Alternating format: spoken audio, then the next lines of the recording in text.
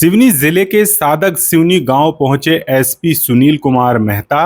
ग्रामीणों से मुलाकात कर कहा, मैं समझाइश देने नहीं, आपका सम्मान करने आया हूं।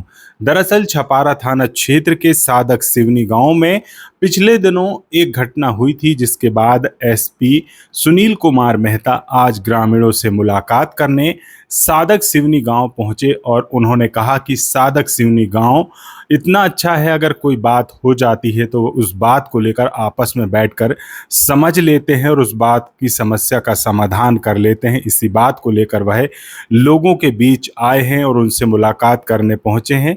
आइए सुनाते हैं यहाँ पर एसपी सुनील कुमार मेहता ने क्या कुछ ग्रामीणों से कहा है, क्या कुछ उन्होंने इस दौरान ग्रामीणों से बातचीत के दौरान कहा है। आप भी सुनिए। तमाम खबरों के लिए जुड़े रहिए HK न्यूज़ के साथ। HK न्यूज़ को अगर आपने सब्सक्राइब नहीं किया है तो कर लीजिए। सुनिए क्या कुछ कह रहे हैं सिवनी एसपी सुनील कुमार मेहता। पता है कि मैं इस गांव में क्यों आया हूं? इस गांव में इसलिए नहीं आया कि मैं आपको समझाइश देना चाहता हूं। इस गांव में इसलिए आया कि आप लोग समझदार हो और आपकी समझदारी का सम्मान कर रहे हैं। आपकी खुद के लिए आपको ताली बजाना चाहिए क्योंकि आप लोग समझदार हैं।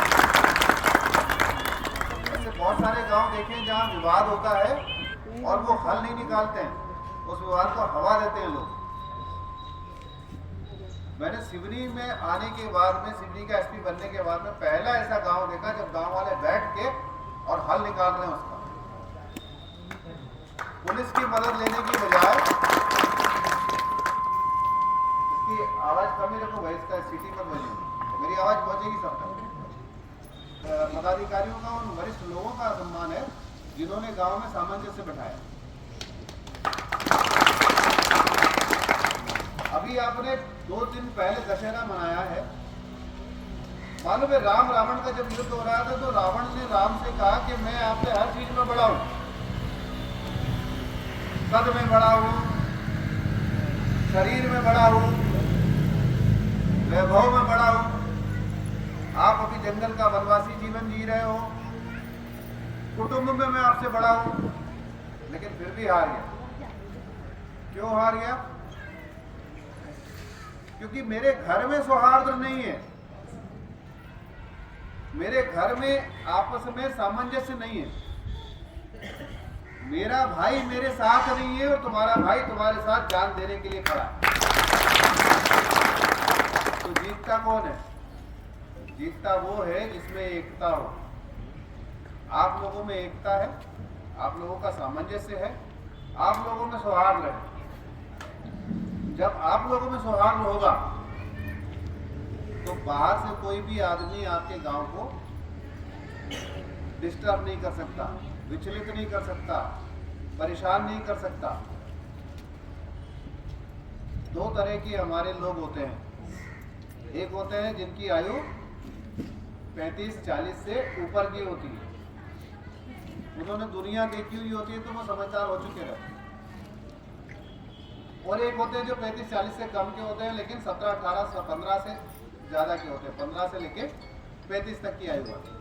इन लोगों के पास ऊर्जा बहुत होती है, जोश बहुत होता है, लेकिन समझदारी कम होती है क्योंकि इन्होंने दुनिया नहीं देखी होती।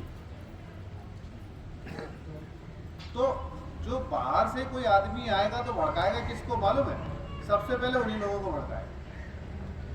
हमारे गांव के बुजुर्गों की जिम्मेदारी सबसे पहली है कि 15 से 35 साल की जो उम्र वाले बच्चे हैं हमारे, इनको सही दिशा दें। अगर हमने इनको सही दिशा दे दी तो फिर कोई गड़बड़ नहीं होनी। हमारा मुख्य उद्देश्य क्या है? हमारा मुख्य उद्देश्य है कि हमारा जीवन यापन अच्छे से हो, हमारी शिक्षा अच्छे से हो और हमारी अगली पीढ़ी तरक्की करे। जो हमने किया है उससे ऊपर अगली पीढ़ी जाए, यही है हमारा सबका उद्देश्य।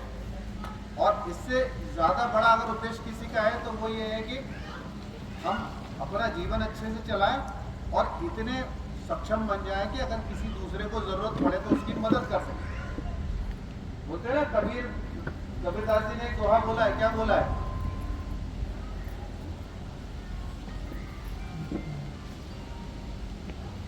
इससे संबंधित बोला है ना, दूसरों की मदद करने लायक बनाओ भगवान मेरे को। क्या बोला है दोहा, याद है किसी को?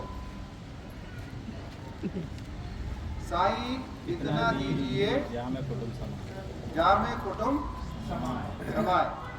मैं भी भूखा ना रहूं और मेरे घर कोई अतिथि आ जाए तो वो भी भूखा ना जाए, यही बोला ना। तो हमको भगवान इतना सक्षम बनाए, हम अपने आप को अच्छी लेवल पर पहुंचाएं, अपनी अगली पीढ़ी का लालन पालन अच्छे से करें और इतना सक्षम बना दे कि जरूरत पड़े अगर किसी को मदद की तो हम उसकी मदद कर सकें। दोहे का भाव यही है। जन जो साधक सिवनी के हैं, इन्होंने आपस में सद्भाव दिखाने के लिए और सौहार्द दिखाने के लिए पिछले दिनों हुई एक घटना में आपसी सौहार्द दिखाया है। आपस में बैठ कर के चीज़ों को हल किया है और कोई किसी भी गतिविधि को बढ़ने से रोकने का संकल्प दिखाया है। इसी बात का सम्मान करने हेतु मैं यहाँ आया था और गाँव वालों से बातचीत की है, क्योंकि ये भाव इतना अच्छा है कि इस भाव से अन्य ग्रामीणों को भी और अन्य गाँव के लोगों को भी, दूसरे गांव के लोगों को भी प्रेरणा लेनी चाहिए। तो इसी उद्देश्य से मैं यहाँ पर आया और उनका सम्मान किया है। गांव वालों के सम्मान हेतु मैं यहाँ आया हूँ।